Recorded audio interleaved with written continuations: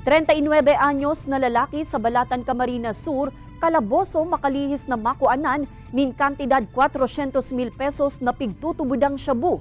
Ang detalye kaini asin kan iba pang mga anti-illegal drug operations sa Bicol Region.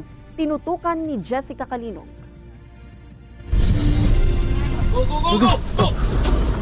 Arestado ang sarong 39 anyos na lalaki sa kinundusir na operasyon kan mga otoridad sa barangay Siramag, Balatan, Camarines Sur. Nakuha sa posisyon kaini ang 61 gramo nin pigtutubudang shabu na nasa 414,800 pesos ang kantidad.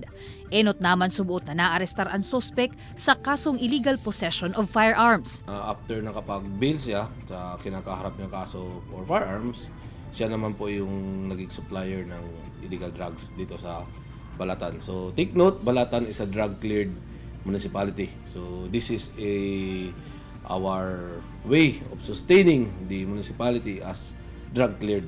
Padagos man na pigkukumpirmar kan PIDEA ang impormasyon kung sa imposibleng nagbabariwas pa nin illegal na droga ang suspect sa ibang parte kan probinsya.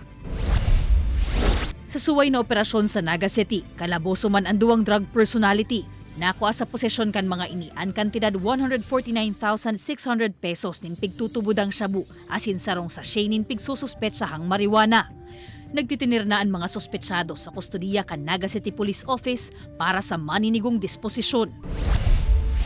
Sa Paracale, Camarines Norte, nasa 48,000 pesos na kantidad kan pigtutubudang shabu ang na-recover kan mga otoridad sa pagsakyada kan mga ini sa pigkokonsiderar na drug den sa barangay Bagumbayan. Naaresto digdi ang tulong persona na naaktuhan mismo kan mga otoridad na imbuelto sa transaksyon kan illegal na droga. Sa ngunyan, nasa kustodiya na kan mga otoridad ang nasambitan ng mga persona, mantang pigpepreparar ang kasong isusunad kontra sa mga ini. Kaibanan si Gerald Gandia, Jessica Calinog, Balitang Bicolandia.